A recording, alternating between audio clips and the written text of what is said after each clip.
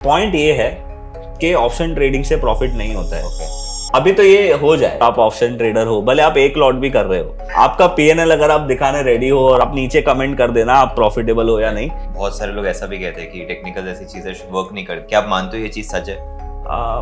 और अपनी पूरी ये जर्नी में मोस्ट प्रॉफिटेबल मेथड कौन सा रहा? एज ए रिटेल ट्रेडर कितना रिटर्न मुझे ईयरली बेसिस पे एक्सपेक्ट करना चाहिए मार्केट से? ये सवाल आज कोविड के बाद वाली जनरेशन को पूछोगे ना तो वो आपको बोलेगी कि 50 से 100%। मुझे है ना बहुत सारे लोग ये पूछते हैं कि विजय भाई आप कोई ऐसा स्कैनर बता दो जिससे हम लोग को है ना सामने स्टॉक आ जाए और फिर बस हमें वो स्टॉक पे इन्वेस्ट करना है। तो वैसा कुछ नहीं होता है, वैसा कोई जादू दुनिया में एग्जिस्ट नहीं करता है। बट आपको और आपके जो ये कैमरा मैन भाई है, इन दोनों को ये मेथड ये बिना देखे सीख जाएगा। बट ये मैं हमारे दादर में जाके शिवाजी चौक में 1 लाख लोगों को भी बोलूंगा ना तो मेरे को गारंटी है उसमें से सिर्फ 10 ही लोग फॉलो करेंगे। शुरुआत में तो है ना मैंने आरएसआई को भी फॉलो किया, स्टोकेस्टिक को भी फॉलो किया। फिर मेरे एक दोस्त ने बोला था बॉलिंजर बैंड में 3 बैंड होते हैं, एक लोअर, एक मिडल और एक अपर। ये सब मैंने बहुत कुछ करके देख लिया। बट ये सारी चीजों से आप अपना पैसा बड़ा नहीं बना सकते। आपको रोज 4-5 हजार कमाना है तो वो मजदूरी करो, बट आपको बड़ा पैसा बनाना है तो इसको बड़ा सोचना पड़ेगा। तो अभी का विजय ठक्कर यूजिंग ओनली भगवान और पुजारी। प्राइस अपना भगवान है, पुजारी अपना वॉल्यूम है।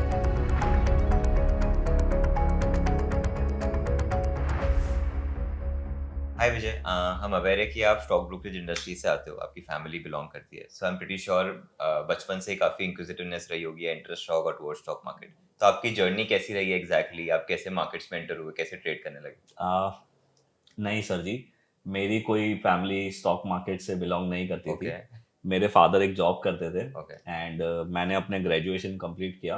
ओके। उसके बाद मैं जैसे जॉब के लिए सब Okay. जाते ग्रेजुएशन के बाद, वैसे मैं भी सर्च कर रहा था। ओके। वैसे ग्रेजुएशन करने तक मेरा कोई गोल नहीं था लाइफ में कि भाई मुझे इंजीनियर बनना है, डॉक्टर बनना है, ऐसा कुछ भी नहीं था। तो I was going with the flow. हमने 10th कंप्लीट कर लिया और फिर मेरे सारे फ्रेंड्स कॉमर्स सिलेक्ट कर रहे थे तो मैंने भी कॉमर्स सिलेक्ट करके कॉलेज Okay. ज्वाइन कर लिया। उसके बाद कॉलेज खत्म हो गई, फिर आ गया कि भाई अभी सब फ्रेंड्स जॉब ढूंढ रहे हैं। तो बहुत सारे फ्रेंड थे, जैसे मेरा एक फ्रेंड था केविन, उसको पहले से ही पता था उसको सॉफ्टवेयर डेवलपर बनना है। Okay. तो वो ड्यूरिंग कॉलेज उसकी स्टडीज कर रहा था। Okay. फिर वो सॉफ्टवेयर इंजीनियरिंग करके सॉफ्टवेयर में Okay. चला गया कंपनी में। बट मेरे पास लाइफ में कुछ करने के लिए था नहीं, बिकॉज मैंने कभी कुछ प्लान नहीं किया था। तो आफ्टर कंप्लीटिंग माई ग्रेजुएशन मैं जॉब ढूंढता था। मतलब मैं 2008 में अपने जेब में रिज्यूम लेके जाता था। कहीं भी जाना है तो मैं जेब में रिज्यूम रखता था Okay. कि अगर कहीं कोई अपॉर्चुनिटी मिल जाए तो अपन ऑफिस में दे दे और बात करें।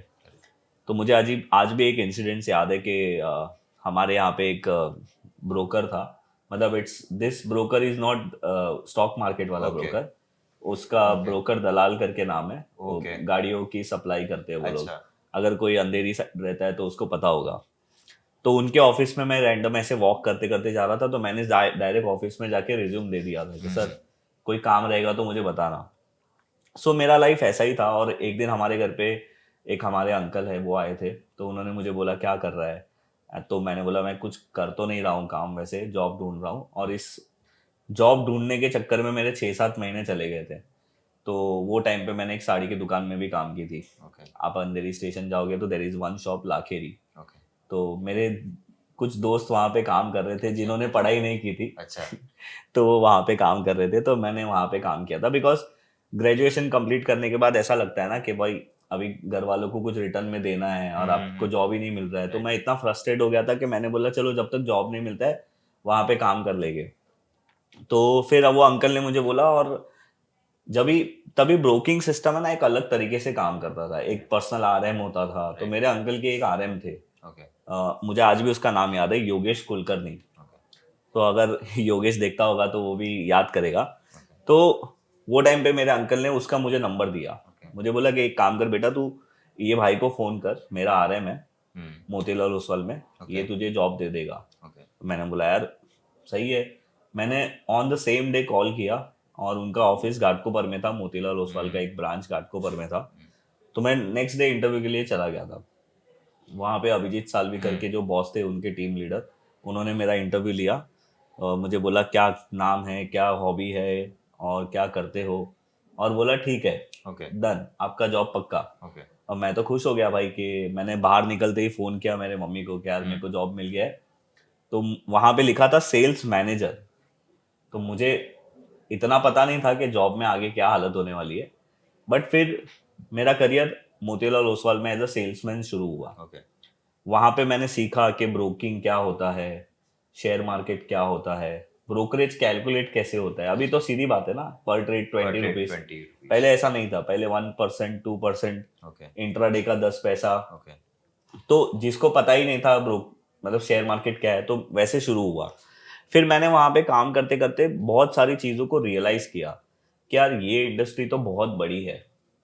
हमारे वो जो घाटकोपर वाली ब्रांच में एक बालाजी करके सब ब्रोकर था। Okay he used to come in a very good lavish car. और मतलब कोर्ट वोट में आता था, वो जमाने की ओके बात कर रहा हूँ, 2008 2009 की। ओके और उसकी मंथली ब्रोकरेज जो शेयरिंग वाली होती थी वो होती थी समवेयर अराउंड 6-7 लाख रुपया। ओके मैं वो टाइम की बात कर रहा हूँ, 2008-9। अभी तो शायद वो सर बहुत बड़े हो गए रहेंगे। And he used to do trading in मतलब बिजनेस इन इक्विटी ओके होगी, नो एफएनओ। तो मैंने सोचा कि यार क्यों ना मैं भी सब ब्रोकर बनता हूँ। फिर 2011 में मार्केट में क्रैश आया। ये प्लानिंग चल रही थी, मैंने ऐसा सोचा नहीं था कि मैं बन जाऊंगा। तो 2011 में मोतीलाल ओसवाल में बहुत सेल्स वालों को निकाल दिया, उसमें से मैं भी एक था। ओके तो मैंने बोला चलो अभी अपने को जॉब से निकाल दिया है, अभी नेक्स्ट जॉब करने की जगह पे आई विल स्टार्ट माय सब ब्रोकिंग बिजनेस। तो मैंने फिर बहुत सारे ब्रोकिंग हाउस में जाके इंक्वायरी किया। अभी आई गेस कोई डिपॉजिट नहीं लेता है, या लेता भी होगा तो बहुत ही माइनर अमाउंट लेता होगा। वो टाइम पे मुझे एंजल वन जो अभी एंजल वन है, एंजल ब्रोकिंग, उसने मुझे बोला कि मतलब उनके ऑफिस में मुझे बोला कि 1 लाख रुपया डिपॉजिट लगेगा। तो फिर मैंने कहीं से अरेंज करके डिपॉजिट देके 2011 में मैंने अपनी ब्रोकिंग सब ब्रोकिंग बिजनेस को शुरू किया। शुरू किया ओके तो ये मतलब अगर आप सोचोगे तो मेरा कोई प्लान नहीं था, बट डेस्टिनी था कि शायद मुझे यहीं आना था।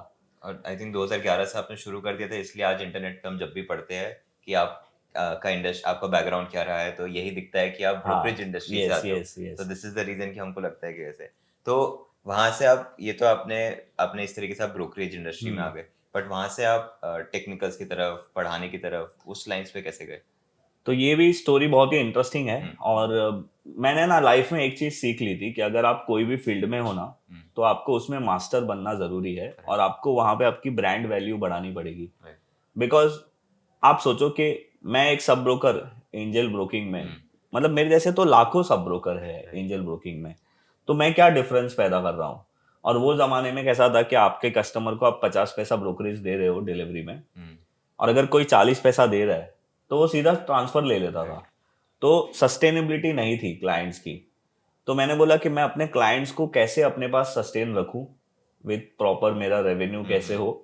बिकॉज वो टाइम पे मुझे आज भी याद है, मैं और मेरे एक दोस्त है प्रेमल करके, एंजल वन के ही, ओके वो भी ब्रोकर थे। तो हम लोग हर हफ्ते ब्रोकरेज चेक करते थे हमारी, कि भाई हमने लास्ट हफ्ते कितनी ब्रोकरेज कमाई।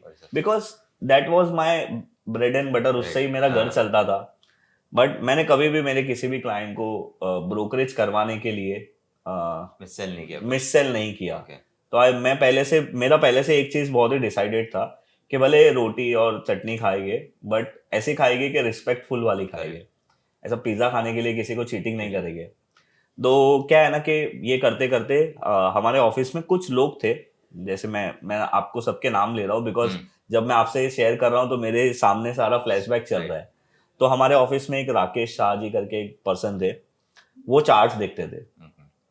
तो मैंने बोला कि यार मतलब टीवी देख के तो कुछ भी नहीं होने वाला है, अभी तो सबको पता भी चल रहा है कि टीवी वाले क्या करते हैं। राइट बट वो टाइम पे भी एक सेंस ऑफ ह्यूमर आ गया था कि यार रिजल्ट अच्छा आ रहा है और ये टीवी वाले बोल रहे हैं अच्छा है, पर शेयर गिर रहा है, तो कुछ तो गड़बड़ है। मतलब टीवी देख के आप कभी आगे बढ़ नहीं सकते। तो मैंने बोला कि मुझे कुछ तो करना ही पड़ेगा जिससे हम लोग अच्छे कस्टमर को गाइड कर सके, और जिससे हमारा कस्टमर हमारे पास रहे, भले 10 पैसा भी ज्यादा ब्रोकरेज देगा पर वो मेरे वैल्यू गाइडेंस के लिए मेरे पास रहेगा। तो मैंने वो राकेश जी के पास बैठ बैठ के उनको कभी मैंने नहीं बोला मुझे सिखाओ। मैं उनके पास आधा घंटा बैठ जाता था, कभी 1 घंटा बैठ जाता था, कभी बोलता था सर थोड़ा बता दो ये क्या है। वैसे करते करते हम लोग ने टेक्निकल एनालिसिस के बारे में पता चला।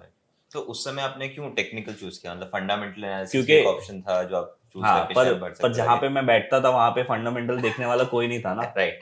और अभी अभी आप अगर मुझे बोलोगे 11 साल 12 साल बाद, तो मैं आपको बोलूंगा कि I am shifting to fundamentals okay. Now. उसका क्या रीजन है वो मैं आपको आगे बताऊंगा, बट अभी मैं कोशिश कर रहा हूँ फंडामेंटल्स सीखने की। सो टेक्निकल्स के पॉइंट ऑफ व्यू से बहुत सारे लोग ऐसा भी कहते हैं कि टेक्निकल ऐसी चीज है जो शायद वर्क नहीं करती, स्पेशली रिटेल ट्रेडर्स के लिए तो शायद वर्क नहीं करती। क्या आप मानते हो ये चीज सच है? आ, ऐसा नहीं होता है, बहुत सारी चीजें हैं। जैसे बहुत सारे लोग ऐसे बोलते हैं कि फंडामेंटल्स भी वर्क नहीं करता है। हम्म। तो देखो, काम तो सब कुछ करता है। आप मानते हो भगवान है? मतलब एनर्जी में मानता हूँ मैं। है ना? तो राइट। आपने देखा है कभी? नहीं। अभी मैं आपको यहाँ पे आंख बंद करके कुछ चीजें बोलूंगा, मेडिटेट करवाऊंगा, हम्म। और फिर मैं आपको बोलूंगा कि अभी आप आंख खोलिए, आपको कैसा लग रहा है? हम्म। तो आप ऑब्वियसली बोलोगे मुझे अच्छा लग रहा है। राइट। तो वो हमारा इंट्यूशन होता है, हम्म। हमारी मानने या ना मानने की चीज होती है। राइट। तो वैसे भी मैं ये नहीं बोलूंगा कि टेक्निकल एनालिसिस ही सब कुछ है, फंडामेंटल एनालिसिस कुछ नहीं है। मैंने तो आजकल ये देखा है, लोग एस्ट्रो से भी ट्रेड करते हैं, मतलब वो प्रेडिक्ट करते हैं राइट। एस्ट्रो हाँ से हाँ। भी। तो हम उनके ऊपर मजाक करके उनका हम अपमान नहीं कर सकते कि वो नहीं होता है। अगर आपके लिए कुछ चीज काम कर रही है तो वो सही है, सिंपल। राइट। तो टेक्निकल्स को यूज करके आई एम अज्यूमिंग बहुत सारी अलग अलग ट्रेडिंग स्टाइल्स बनी हुई, कोई डेली बेसिस पे ट्रेड करता होगा, कोई वीकली बेसिस पे ट्रेड करता होगा, तो ऐसे अलग अलग तरह के ट्रेडर्स कौन होते हैं मार्केट में? देखो, अभी आपको तो पता ही होगा वैसे। मैं छोटे टाइम फ्रेम से शुरू करता हूँ। ओके। जो बहुत ही कम टाइम फ्रेम को देख के ट्रेड करते हैं, या फिर सिर्फ प्राइस मूव को देख के स्कैल्प करने की कोशिश करते हैं कि 10 में लिया 15 में बेच दिया, हम्म। उसको जनरली स्कैल्पर बोलते हैं। ओके। उसके बाद 9:15 को जब मार्केट शुरू होता है और 3:30 तक आप बीच में कुछ अपॉर्चुनिटी ढूंढने की कोशिश करते हो, और उसके बीच में आप कुछ ट्रेड करने की कोशिश हम्म। करते हो 15 मिनट या 30 मिनट्स टाइम फ्रेम राइट। या 5 मिनट टाइम फ्रेम को देख के, उसको हम लोग इंट्राडे ट्रेडर बोलते ओके। हैं।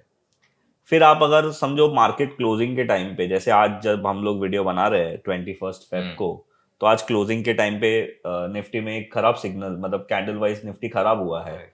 तो ऐसे भी बहुत सारे ट्रेडर है जो आज बेच के जाएंगे, और कल ओपनिंग में अगर मार्केट गिरा तो खरीद लेंगे। खरीद उसे लेंगे। एसटीबीटी बोलते हैं, right. Sell today buy buy tomorrow. Tomorrow. वैसे बीटीएसटी भी होता है। राइट। उसके बाद स्विंग ट्रेडिंग होती है, ओके। जो आप 3-4 दिन के लिए करते ओके। हो।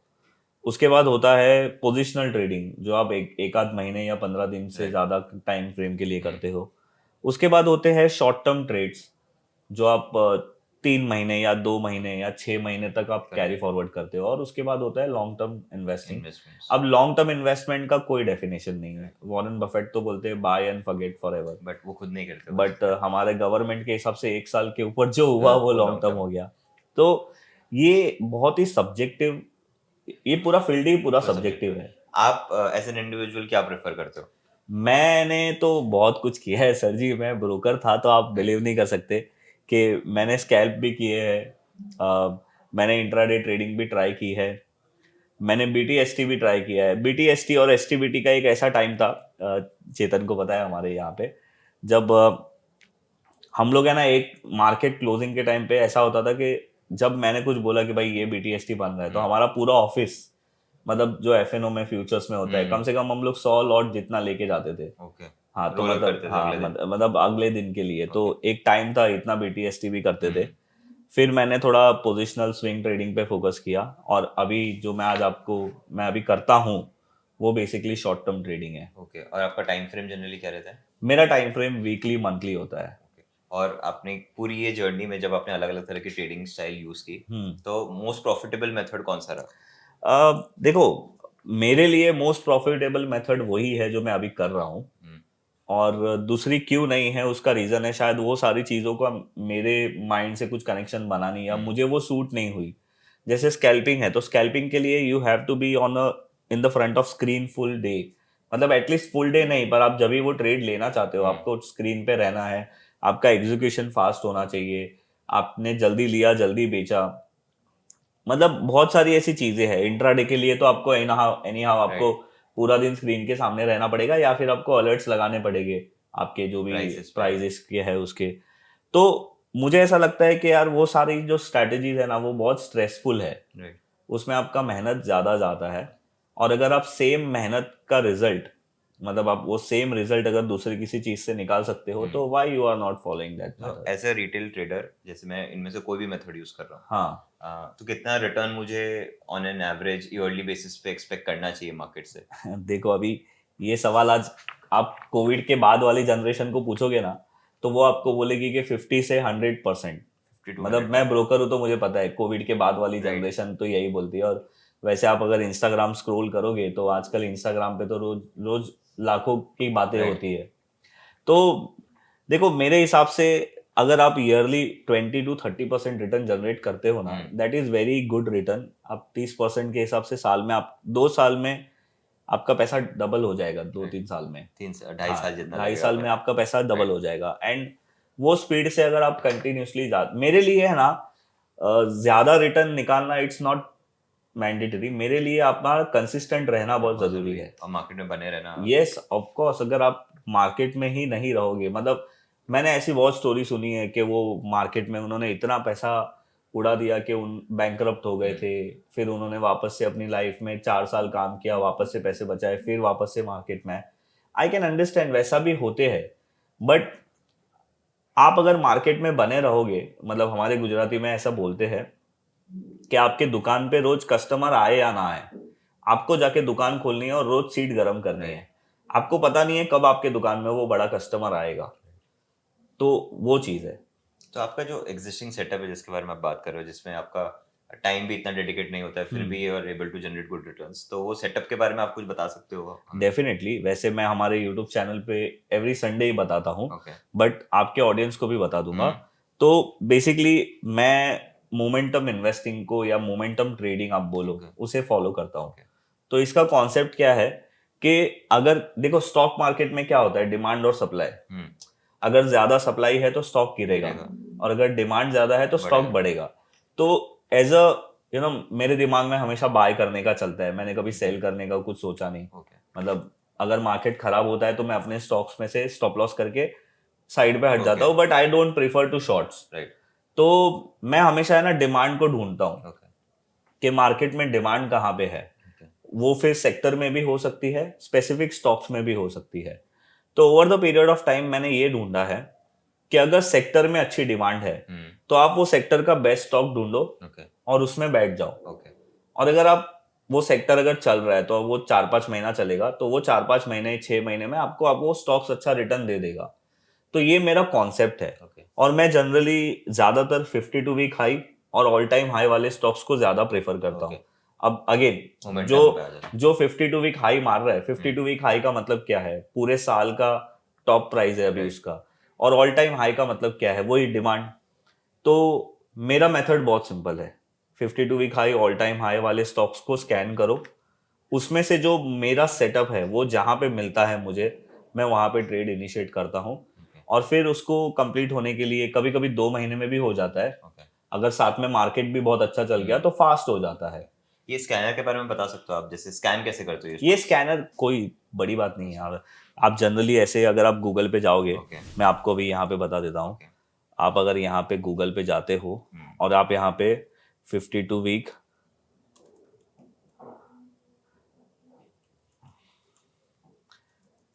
तो जैसे आप गूगल पे 52 वीक हाई सर्च राइट। करते हो वैसे आपको यहाँ पे एनएससी का ये डेटा मिलता है। ओके। आप उसको क्लिक करोगे और आपको सिर्फ अभी देखो मुझे है ना बहुत सारे लोग ये पूछते हैं कि विजय भाई आप कोई ऐसा स्कैनर बता दो जिससे हम लोग को है ना सामने स्टॉक आ जाए और फिर बस हमें वो स्टॉक पे इन्वेस्ट रिटर्न। करना है। तो वैसा कुछ नहीं होता है। ओके। वैसा कोई जादू दुनिया में एग्जिस्ट नहीं करता राइट। है। ठीक है। आप अगर आपको स्टॉक मार्केट में इन्वेस्टमेंट करना है और अगर आप एटलीस्ट एक हफ्ते में 1 घंटा देना चाहते हो, जो मेरे हिसाब से ये मेथड के लिए देना पड़ेगा। आज मैं आपको एक चीज गारंटी देता हूँ, आई डोंट नो कि आपको इन्वेस्टमेंट करने का कोई शौक है राइट। या नहीं है, बट आपको और आपके जो ये कैमरा मैन भाई है, इन दोनों को ये मेथड ये बिना देखे सीख जाएगा। ओके। वो मैं आपको बताता हूँ ओके। कैसे। तो अभी आपने 52 वीक हाई सर्च किया। अभी देखो यहाँ पे हमें कुछ स्टॉक्स के नाम आ रहे हैं। ओके। अभी मुझे पता है कौन से स्टॉक में मेरा अभी सेटअप बन रहा है, इसीलिए मैं फटाफट ऊपर जा रहा हूँ। ओके। अदरवाइज आपके किसी भी व्यूअर को क्या करना है, यहाँ पे नाम आ गया, आपने इसको ये लिया कॉपी किया और आपको चार्ट में जाना है और इसको सिंपल पेस्ट कर देना है, Okay. क्योंकि आप लिख भी सकते हो, ऑब्वियसली पेस्ट करना कोई जरूरी नहीं है, ठीक है। पर आपने यहाँ पे ये चार्ट को ले लिया। पहली बात, आपको आपका टाइम फ्रेम जो है वो मंथली और वीकली ही रखना है। ओके। तो अभी आपको यहाँ पे जो भी चार्ट में दिख रहा है ना, ये देखो, अभी ये चार्ट में मेरा सेटअप नहीं बन रहा है, पर ये चार्ट हमारे स्कैनर में क्यों आया? 52 क्योंकि ये 52 वीक हाई और ऑल टाइम हाई के कैटेगरी में चल रहा है। राइट। तो इसके अंदर हमें कुछ नहीं करना है, ओके। ठीक है? ये मेरे मेथड के बेसिस पे नहीं है। वैसे इतना इजीली मुझे मिलता नहीं है मेरे मेथड का स्टॉक, बट मैं अभी आपको यहाँ पे बताता हूँ if we are getting any stock as of now, ठीक है? तो जैसे अभी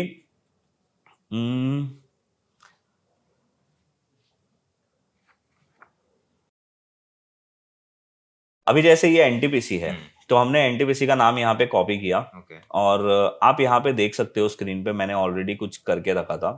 अभी देखो यहाँ पे ये एनटीपीसी का हाई था 2008 में, ठीक है? वो 2008 में इसका हाई क्या था? 242। अब मैं ना ये चीज बताने से पहले मैं आपको एक क्वेश्चन पूछता हूँ।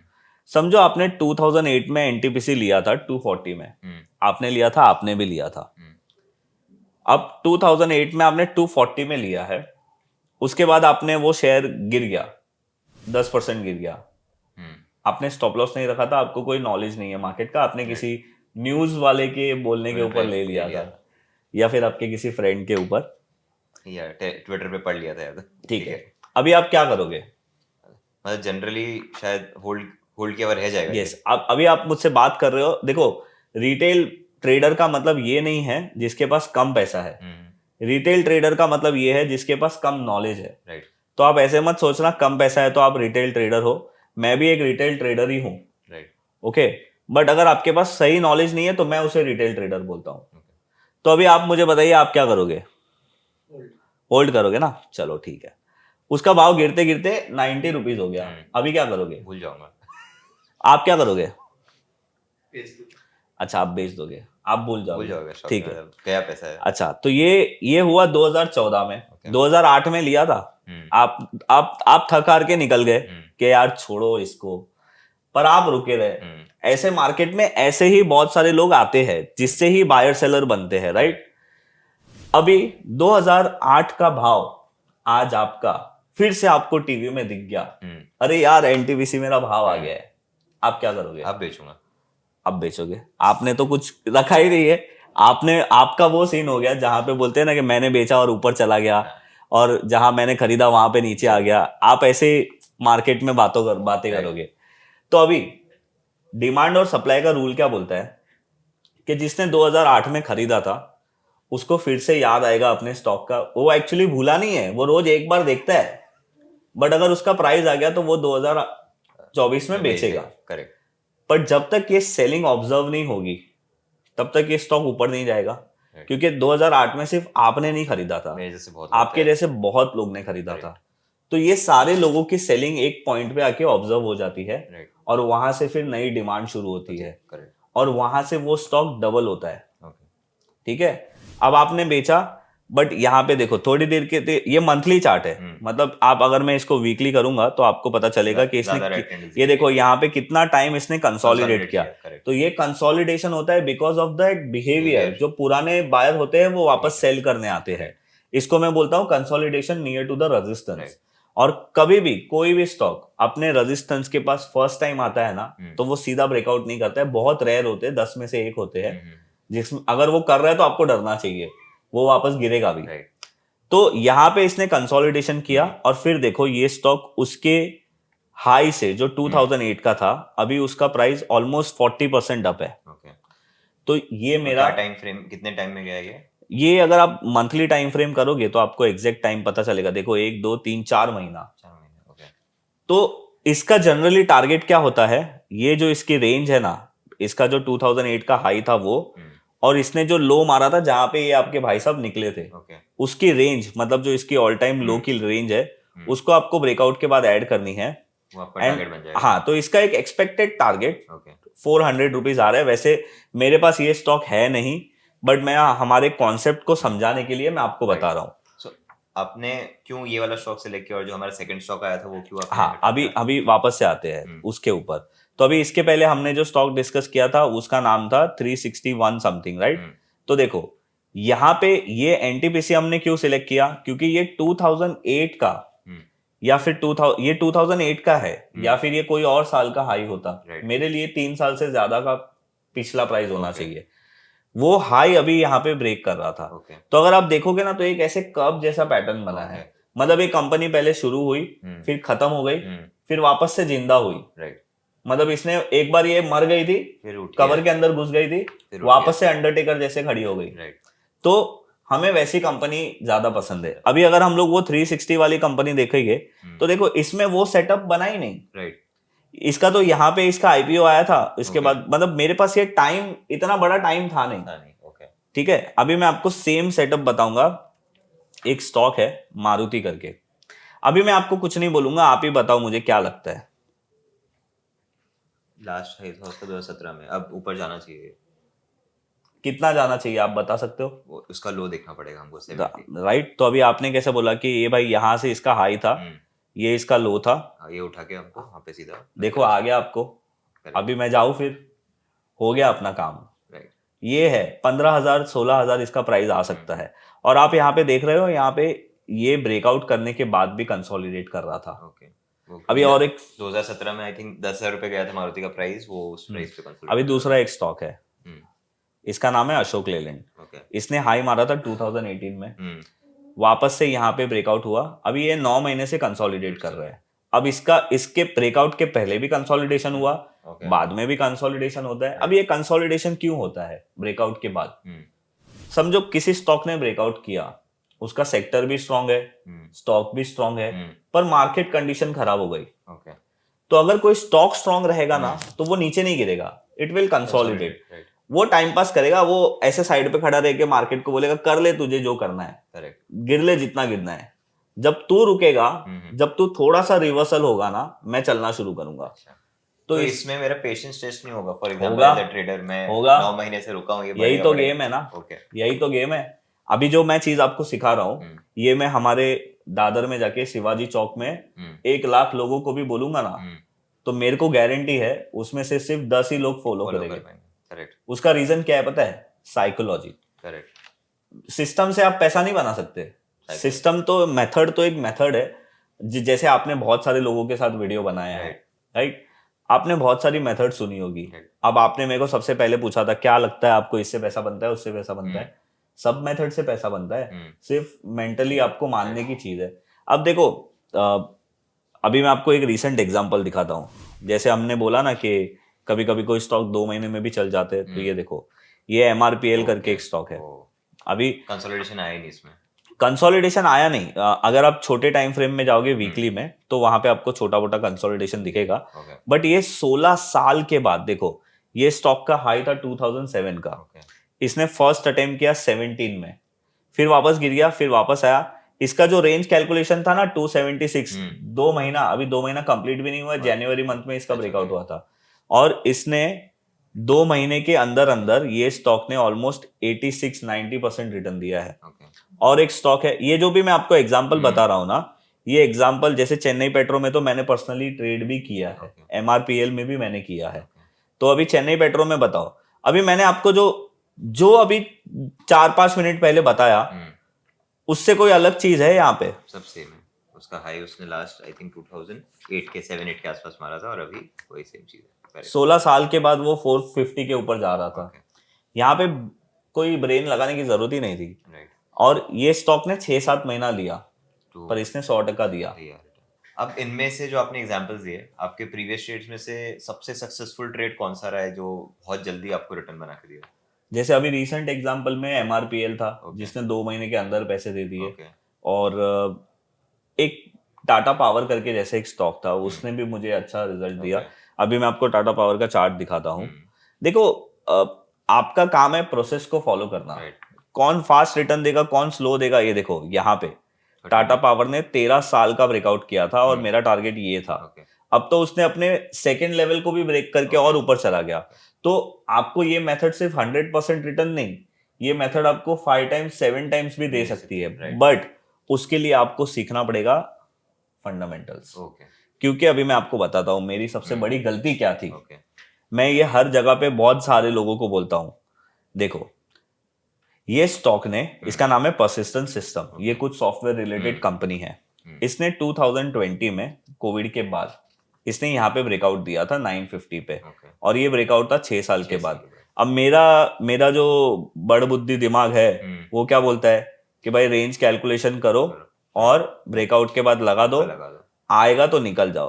अब भाई ये स्टॉक ने तो 4 महीने में 1600 का 1200 मैंने कॉलर टाइट करके बेच दिया। अब मैंने इसमें कितना पैसा कमाया, मैंने इसमें अगर यहाँ से यहाँ आप कैलकुलेट करोगे तो 50-60% जितना कमाया। अब ये स्टॉक देखो कहाँ पे है, 950 वाला स्टॉक अभी 8,500 चल रहा है, और 2020 से लेके अभी 24 पूरा भी नहीं हुआ है, 3 साल। अगर आप इसके रिटर्न्स को कैलकुलेट करते हो तो भाई ये स्टॉक ने आपको 689% रिटर्न दिया है, मतलब ये स्टॉक आपके प्राइस से ऑलमोस्ट 7 टाइम हो गया है। अब इसमें क्या मेरी गलती थी? मेरी गलती ये थी कि मेरे को फंडामेंटल्स के बारे में पता नहीं है। और ये जो कंपनी थी ना, ये पहले बहुत ही छोटी मार्केट कैप कंपनी थी जो अपने सॉफ्टवेयर बिजनेस में अच्छा कर रही थी। तो इसको वहां से ट्रिगर मिला और ये कंपनी कंटिन्यूसली चलते गई। तो अभी जो मैंने आपको शुरुआत में बताया था कि अभी मैं थोड़ा फंडामेंटल्स की साइड पे भी पढ़ने की कोशिश कर रहा हूँ, तो वो मैं इसलिए कर रहा हूँ ना, when you will get 20 trades in a year. अब मेरे को तो 20 ही ट्रेड चाहिए, साल के 20 ट्रेड चाहिए, क्योंकि ऐसे रोज रोज थोड़ी मिलेंगे।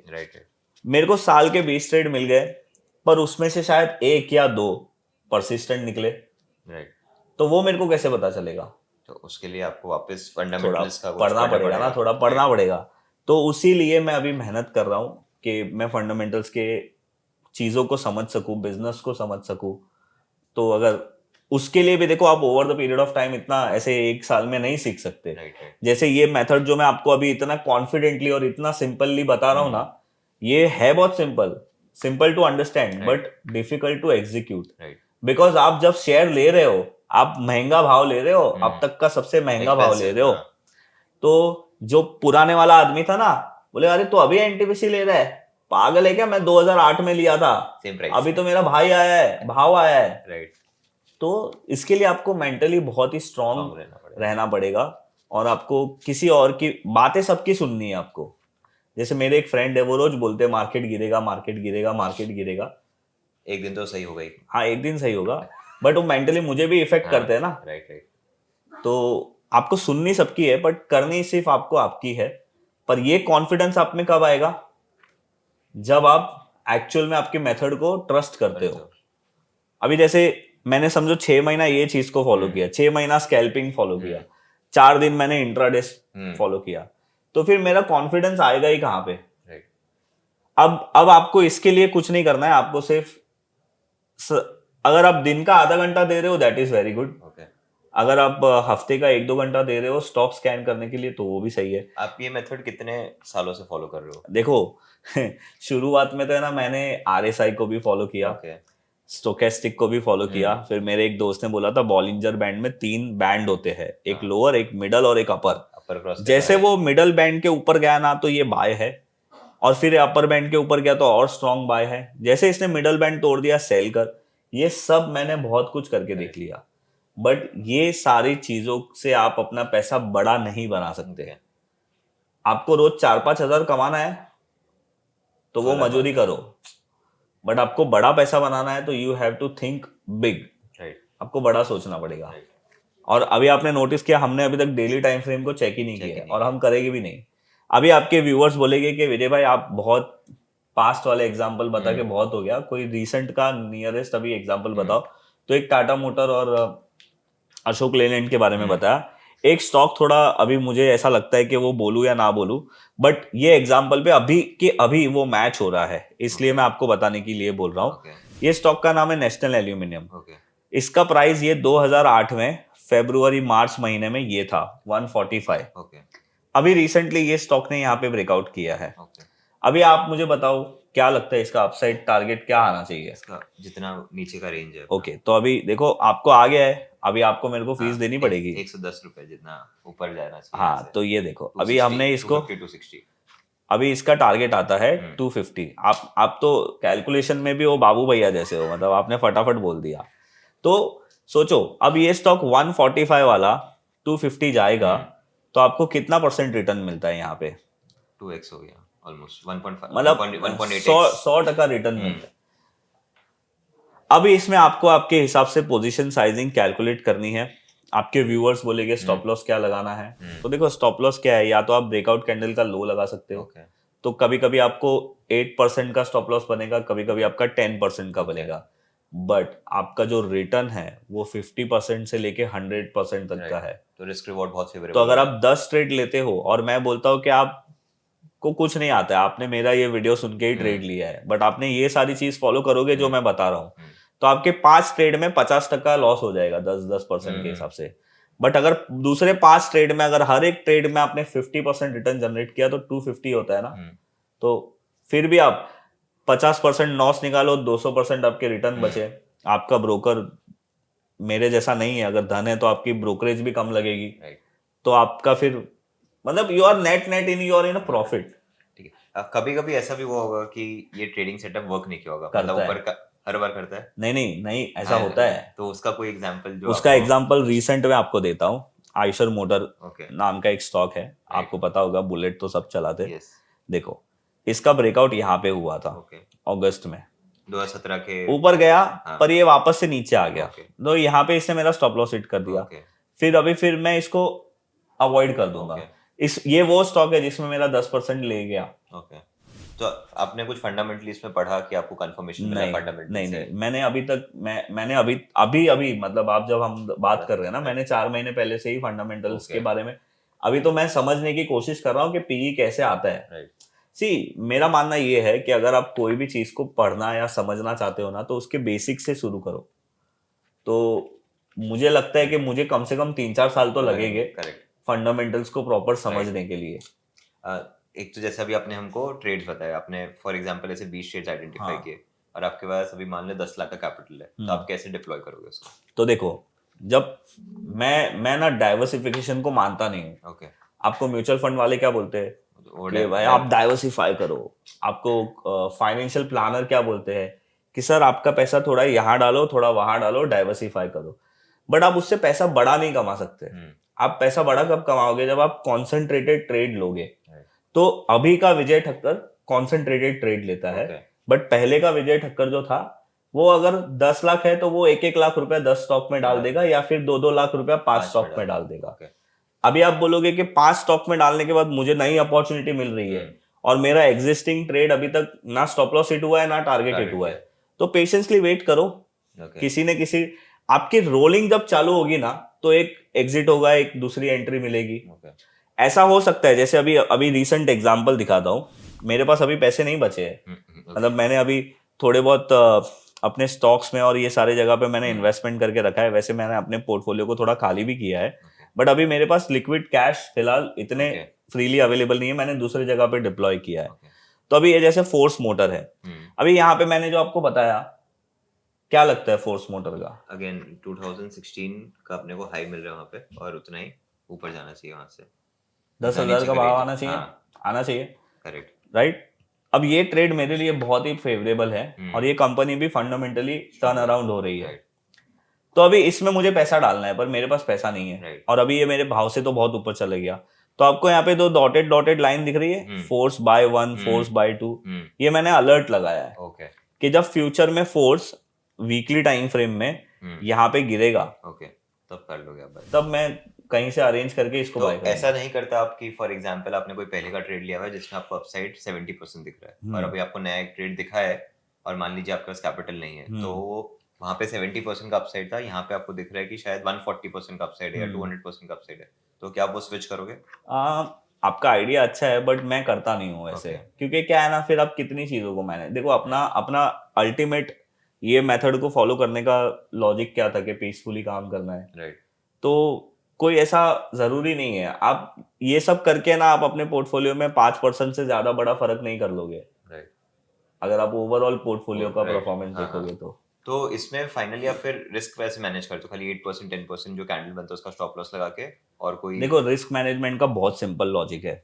अगर ब्रेकआउट एरिया 100 है, तो आप 100 के नीचे 4% या 5%, और 100 के ऊपर 4% या 5%, जैसे वो 4% 5% ऊपर के आपने एंट्री ले ली, और 100 के नीचे 4-5% का स्टॉप लॉस लगा लो, तो टोटल आपका 8 एंड 10% का रिस्क बनता है। अभी मैंने ऐसा क्यों बोला +4% -4% 5%, उसका एक नॉर्मल रीजन है।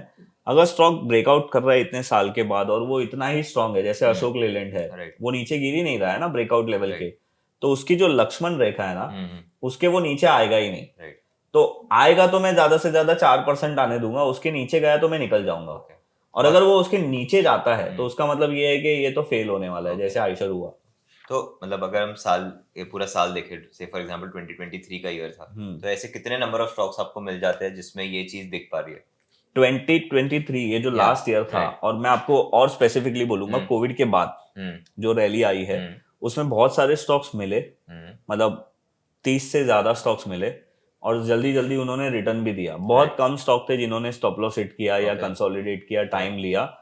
बट ये अभी मार्केट ही अच्छा है। मैं ऐसे नहीं बोलूंगा कि this is my my method, okay market में बहुत अच्छा चलता है। राइट हाँ, मैं इसको 5-6 साल से फॉलो कर रहा हूँ, बट जितना ये अभी फास्ट मूव हो रहा है ना, उतना पहले नहीं होता था, क्योंकि अभी मार्केट की लिक्विडिटी ज्यादा हो गई है, हमारे रिटेल ट्रेडर्स भी ज्यादा बढ़ पैसा गए डाल रहे हैं राइट मार्केट में। तो एफआईएस की सेलिंग के बावजूद भी हमारा मार्केट इतना ज्यादा गिर नहीं रहा है। तो ये सारी चीजों को देखते हुए अभी मार्केट अच्छा है, तो आपको ज्यादा फटाफट रिटर्न मिलेगा। राइट बट अभी देखो, अभी आपके मन में एक क्वेश्चन आएगा कि विजय भाई मार्केट खराब होगा तब क्या?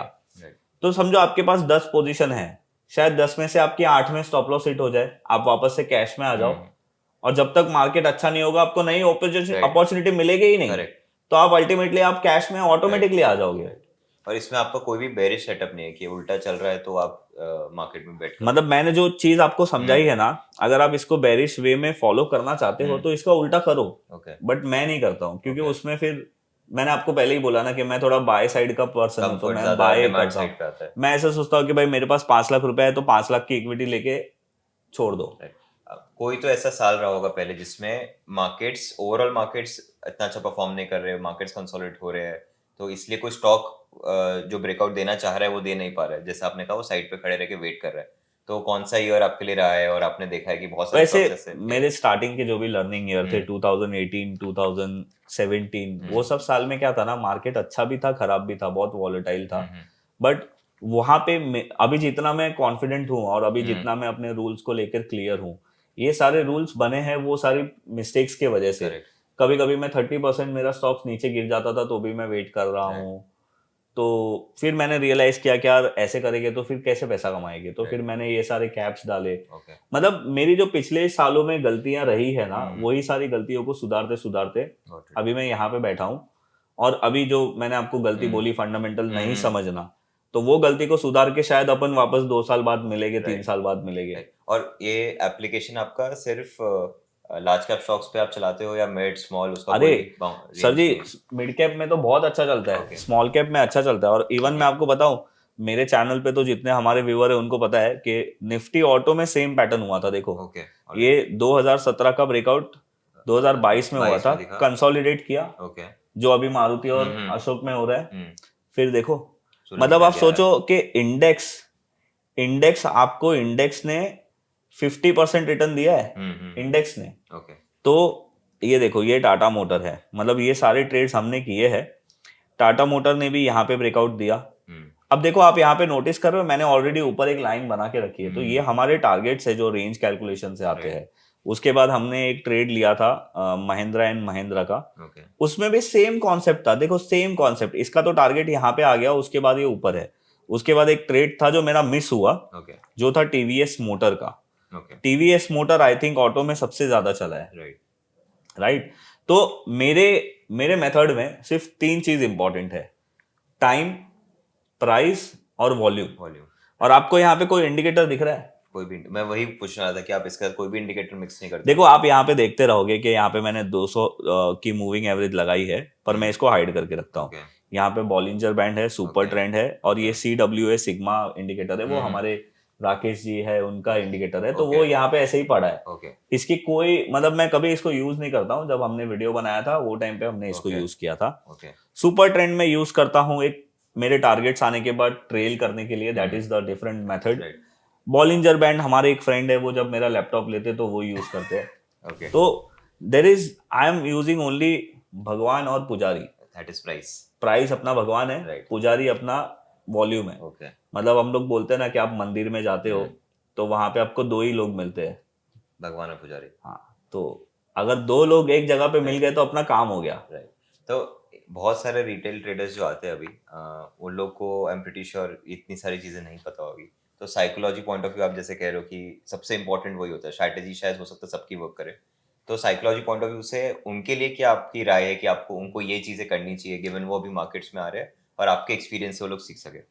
पहले तो मैं उनको ये बोलना चाहता हूँ कि पहले तो आप अपने आप को पहचानो कि आपको क्या चाहिए, ओके। मार्केट से क्या चाहिए, आपको मार्केट से क्या रिटर्न कमाने हैं। अगर आप मेरे जैसे 20-30% से खुश हो, जैसे कुछ होना चाहिए कि नहीं होना चाहिए? होना चाहिए boss. Okay. I don't think so it's a bad Okay. Return. Okay. मेरे हिसाब से तो देखो, मैं अपना बिजनेस भी कर रहा हूँ, ऑब्वियसली ट्रेडिंग भी मेरा बिजनेस है, बट आज आप मुझे बताइए ना, कौन सा आप भी एक स्टार्टअप चलाते हो, आई आई आई विश के आप अच्छा प्रॉफिट करो, बट क्या 20-30% रिटर्न जनरेट करना एक बिजनेस से खराब है? नहीं, बहुत अच्छा है ना? और कंसिस्टेंटली हर ईयर करो तो इट्स मैं अच्छा, दूसरी बात ये देखो कि हम लोग बहुत लंबे समय के लिए बोल रहे हैं। मैं आपको ये नहीं बोल रहा हूँ कि 20-30% अभी, बाद में 100%, फिर बाद में एक साल में कुछ भी नहीं, राइट। दूसरे साल में माइनस। राइट। नहीं, हमको कंसिस्टेंटली Constantly लॉन्ग टर्म का सोचना है। राइट।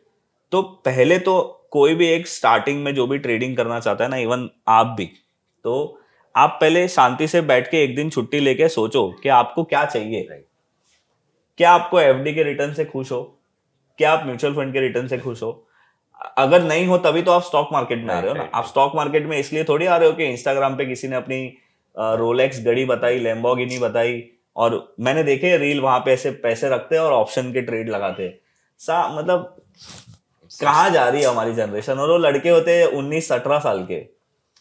तो उस चीजों से कैसे टैकल करें? आई एम प्रीटी श्योर कि देखो, बहुत यंगर जनरेशन इन्फ्लुएंस हो जाता होगा जो उससे। आपको शो ऑफ कर रहा है ना बॉस, मेरे एक्सपीरियंस से वो आपको उल्लू बना रहा है। ओके। मैं और कुछ बोलना चाहता हूँ पर वो बोलूंगा नहीं। ठीक है। बट जो पर्सन आपके लाइफ में आपको दिखा रहा है कि शो ऑफ, मैंने आज तक कभी भी 1 लाख रुपए का बंडल रख के अपने ट्रेडिंग प्लेटफॉर्म के बाजू में कभी ट्रेडिंग नहीं किया है। तो इसमें सबसे इंपॉर्टेंट आई थिंक एक चीज हो जाती है स्टॉप लॉस। तो स्टॉप लॉस के आपके ऐसे 2-3 तरीके हैं जो लोगों को लगाने ही लगाने चाहिए और उसका इंपॉर्टेंस क्या है? स्टॉप लॉस का इंपॉर्टेंस बहुत है। जैसे मैंने आपको बोला ना कि मैं स्टार्टिंग में 30% मेरा स्टॉक Drawdown माइनस हो हो जाता था, पर मैं ठीक है, आएगा ऊपर आएगा, बट सी उससे क्या होता है ना, you are losing two thing.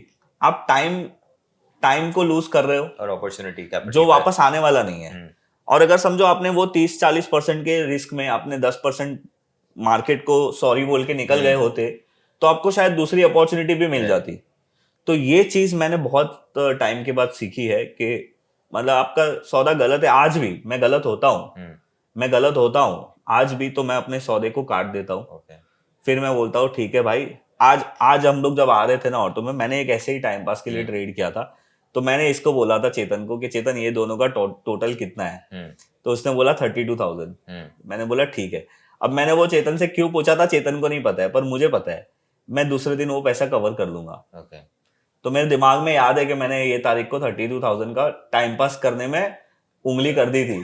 Right. तो उसको निकालना है। राइट। पर मैं ऐसा नहीं, मेरे पास वो पैसे थे, मैं उसको कैरी फॉरवर्ड कर सकता था, बट मैंने नहीं किया because this was not my day. Right. Simple. Right. तो बेसिकली आपके जो सेटअप है वो कैश मार्केट्स में भी बहुत अच्छे वे में वर्क करते हैं, रादर कैश मार्केट्स में सबसे अच्छे वे में वर्क करते हैं। तो जो अभी की जनता है जो आ रही है, जिनको ऑप्शंस में ही ट्रेड करना है, उनके लिए क्या ओपिनियन है आपका? उनके लिए मेरे पास कुछ नहीं है। उनके लिए आपका मतलब आशीर्वाद है मेरे कि आप अच्छा पैसा कमाओ। देखो, ऑप्शन में पैसे बनते हैं, बट मैं अगेन यही बात करूंगा कि उसकी कंसिस्टेंसी कितनी है, वो कितना सस्टेनेबल है। आप खुद आपके लेजर खोल के, पीएनएल खोल के बाद में नीचे कमेंट में जवाब दे देना। क्योंकि मैं 2011 से मैंने बहुत कुछ करके देखा है। तो आप अभी तो ये हो जाए, मतलब आप लेजर, आपका पीएनएल अगर आप दिखाने रेडी हो और आप ऑप्शन ट्रेडर हो, भले आप एक लॉट भी कर रहे हो, आप नीचे कमेंट कर देना आप प्रॉफिटेबल हो या नहीं। अगर आपको जवाब मिल रहा है, देखो आई एम नॉट सेइंग के मैं ऑप्शन है, अपन ब्रोकर है, अपने को तो ऑप्शन ट्रेडर चाहिए। बट पॉइंट ये है कि ऑप्शन ट्रेडिंग से प्रॉफिट नहीं होता है। और आप जितना स्ट्रेस ले रहे हो, मैंने ऐसे लोगों को देखा है जो पोजीशन लेके रात रात सोते नहीं है, जो पोजीशन लेने के बाद घर पे जाते हैं और अपनी फैमिली से इरिटेट होते हैं। उनका गुस्सा कुछ और रीजन से है कि पोजीशन लिए, और यहाँ पे अभी तो ये हो गया ना, गिफ्ट निफ्टी हो गया। पहले तो एसजीएक्स का चलता था टाइप, एसजीएक्स निफ्टी 200 पॉइंट नीचे है। तो आप इतना स्ट्रेस लेके किसके लिए पैसा कमा रहे हो? वो फैमिली के लिए राइट जिसको आप गाली दे रहे हो, जिसको आप भड़क रहे हो, वो बच्चे के लिए जिसके साथ आप खेल ही नहीं पा रहे हो स्ट्रेस के चक्कर हम्म में। Right so Vijay ji one last thing जो मैं जानना चाहूंगा कि बहुत सारे ऐसे लोग हैं जो सिर्फ ना कि ऑप्शन में ट्रेड करते हैं बट ऑप्शन में भी जब जाते हैं तो सिर्फ बाइंग करने के लिए जाते हैं क्योंकि बाइंग के लिए साधारण सी कम बात है पैसा लगता कैपिटल है। कम लगता है तो उनके लिए क्या ओपिनियन है मतलब वो कम कैपिटल को वो लोग गवा देते हैं तो क्या करना चाहिए उनको एग्जैक्टली पहला ओपिनियन तो ये है, जो इंस्टाग्राम पे आप जिसे फॉलो कर रहे हो, जो गड्डियां हम्म रख के या गाड़ी में या रोलेक्स पहन के ऑप्शन ट्रेडिंग करके पैसा कमाते हैं, उसको अनफॉलो करो। राइट क्योंकि अगर वो पैसा कमा सकता है तो शायद वो ये शो ऑफ ना शो ऑफ करता। नहीं करते और मैंने देखा है जिसके पास बहुत पैसा होता है ना, वो कभी शो ऑफ नहीं करता है। चिल्लर ही ज्यादा राइट बचती है, राइट राइट नोट नहीं हाँ नोट बचते नहीं हैं। बचते तो सबसे पहली चीज ये। दूसरी चीज ये कि लोग ऑप्शन में ट्रेडिंग क्यों करते हैं? क्योंकि लोग ऐसा सोचते हैं कि यार अभी मेरे पास कैपिटल कम है, समझो फॉर एग्जाम्पल 20,000 है, तो मैं ऑप्शन में ट्रेडिंग करके इसको 1 लाख कर देता हूँ हम्म फिर इन्वेस्ट कर और दूंगा फिर इन्वेस्टमेंट करूंगा जो विजय जी ने बताया वैसे। वैसे बट मेरे भाई, आप ऐसे भी कर सकते हो, इसमें 20,000 रुपया भी लगा सकते हो राइट किसी ब्रेकआउट में, it's not a big deal. आपने 20,000 रुपए में 30% कमाया या 20% कमाया या 15% कमाया, या मैंने 1 करोड़ में 15% कमाया, हम्म भले हमारी वैल्यू अलग होगी पर रिटर्न तो सेम है। राइट तो आप जितना जल्दी हो सके उतने जल्दी राइट चीजों को करो। राइट अगर आप ऑप्शन ट्रेडिंग अच्छा कर रहे हो तो बेस्ट ऑफ लक, और मैं आपके लिए बहुत ज्यादा खुश होऊंगा। हम्म मैं ऐसा कभी भी नहीं बोलता, मेरे बहुत सारे दोस्त हैं जो ऑप्शन ट्रेडिंग करते हैं और वो लोग अच्छा काम कर रहे हैं, राइट तो ठीक है। ठीक है, वो अपने रास्ते सही है, मैं अपने रास्ते सही हूँ। करेक्ट बट आपको अगर ये सूट नहीं हो रहा है, आपका पीएनएल अभी भी प्रॉफिट में नहीं हम्म है, आप अपना कैपिटल लॉस करने के बाद आप लोन ले रहे हो हम्म वो कैपिटल को रिकवर करने के लिए, हम्म तो then you are doing a very big mistake. So overall what do you think हमारा पूरा ट्रेडर्स या फिर ट्रेडर्स का मार्केट है वो कहाँ जाएगा यहाँ से 10 साल बाद क्या वो मैच्योर हो जाएगा मेच्योर तो होगा ही, ओके क्योंकि देखो अगर कोई आदमी एक बार धक्का खाता है हम्म तो दूसरी बार मेच्योर तो हो ही पर जाता है। उसके बदले कोई दूसरा ट्रेडर नहीं आ जाएगा जो अभी घुस रहा है मार्केट में पर सर देखो, ये तो साइकिल है, वो चलता ही राइट रहेगा। बट हमारा काम है उनको गाइड करना। मतलब आई विश कि आज का वीडियो देख के लोगों को ये हम्म पता चले। मैं अभी भी बोल रहा हूँ कि मेरे दोस्त लोग मेरे को फोन करके चिल्लाएंगे, गाली देंगे कि क्या हमारे बारे में ऐसे बोल रहे हैं। अरे यार, आपसे दुश्मनी नहीं है। आप लोग बहुत एक्सपीरियंस लोग हो, आपने बहुत साल में बहुत कुछ सीखा है। पर ये बात उससे है जिसने अभी सिर्फ शुरू किया और शुरू ही ऑप्शन से कर रहा है। राइट ये तो वो बात हो गई कि आपने अभी पहले दिन गाड़ी सीखी है, आपको लाइसेंस मिला, आप फरारी चला रहे हो। राइट तो तो एक last question Vijay ji given कि सबसे इजी तरीका है आप इंडियन मार्केट्स को आने वाले 5-10 साल में कहाँ देखते हो ओवरऑल तो वो सबसे इजी तरीका हो सकता है पैसा बनाने का अगर हम यस, बुलिश है उस चीज को लेकर तो देखो अगर आप वर्ल्ड में किसी भी कंट्री में अगर आपने ट्रैवल किया हम्म है, पाकिस्तान नहीं है, अफगानिस्तान नहीं है, मतलब डेवलप कंट्री में, हाँ तो अभी रिसेंटली मैंने एक अपॉर्चुनिटी थी हमारी, तो हम भी गए थे। तो मैंने देखा यार वहाँ की कंट्री के इंफ्रास्ट्रक्चर, वहाँ की लोगों की मैनर्स, हम्म मतलब वहाँ पे लोगों के पास बहुत पेशेंस है। हम्म मतलब हम तो वहाँ पे पब्लिक ट्रांसपोर्ट में ज़्यादा मजे घूम रहे थे। और जो वहाँ का डेवलपमेंट है, जो हम्म वहाँ का रहना है, जो वहाँ का पर कैपिटा हम्म इनकम है, अभी इंडिया का तो कुछ भी नहीं है। करेक्ट तो मैं ऐसा नहीं बोल रहा हूँ कि निफ्टी का भाव 50,000 आ जाएगा। हम्म मैं आपको सिर्फ ये बोलना चाहता हूँ कि गवर्नमेंट कोई भी रहे, हम्म जैसे एक टाइम पे हमारे इंडियन क्रिकेट टीम में सचिन तेंदुलकर थे, हम्म अभी भी है, हम्म टीम में तब थे, हम्म तो वो आउट हो जाते थे तो लोग टीवी बंद कर देते थे। हम्म बट उनके जाने के बाद ऐसा लगा कि यार अभी हमारी टीम का क्या होगा। बट शायद ज्यादा सक्सेस हमें उनके बाद मिली है। करेक्ट बिकॉज नहीं कि सचिन जी चले गए इसके लिए, हम्म क्योंकि वो टाइम पे सिर्फ सचिन जैसे एक ही प्लेयर थे। उनकी वजह से बहुत प्लेयर्स बने हैं शायद हाँ, तो अभी हमारे पास सचिन जी जैसे, उनसे इंस्पायर होके बहुत सारे प्लेयर्स राइट आए हैं, तो अभी हमारी टीम और ज्यादा स्ट्रांग बनी है। तो किसी भी कंट्री का या किसी भी चीज का ग्रोथ होने ही वाला है। करेक्ट तो हमारी कंट्री का तो अभी ग्रोथ शुरू हुआ है। राइट और मैं कोई आपको म्यूचुअल फंड नहीं बेच रहा हूँ, क्योंकि मैं ये बोल रहा था तो मेरे को लगा कोई म्यूचुअल फंड का फंड राइट मैनेजर बोल रहा है, क्योंकि नहीं वो लोग ऐसे ही बोलते हैं। Right but see, this is normal. Right आप पैदा हुए हो, आप भी मरोगे, आप भी ऊपर जाओगे, करेक्ट तो मार्केट भी ऊपर जाने ही वाला है। हाँ, बीच में बहुत सारे, अगर हिकअप्स आएंगे गवर्नमेंट कोई इधर उधर हो गई तो राइट हिकअप्स आएंगे। आपको वो अपॉर्चुनिटी देख के वहां पे कुछ करना है, अच्छी चीज। Correct correct I am pretty sure सबको ये पॉडकास्ट से बहुत सारे इंसाइट्स मिले होंगे बहुत ही बेसिक स्ट्रैटेजीज हमने सीखे लेकिन eight the very same time बहुत यूजफुल भी रहे सो आप प्लीज इसको प्रैक्टिस करिए एंड मेक श्योर करिए कि आपको कुछ ऐसे अच्छे ट्रेड्स मिले, ऐसे अच्छे इन्वेस्टमेंट अपॉर्चुनिटीज मिले जो कि इजी टू एग्जीक्यूट है, but at the very same time आपके लिए अच्छे रिटर्न्स भी बना के दे। Thank you so much Vijay ji. Thank you thank you. Sir, thank you.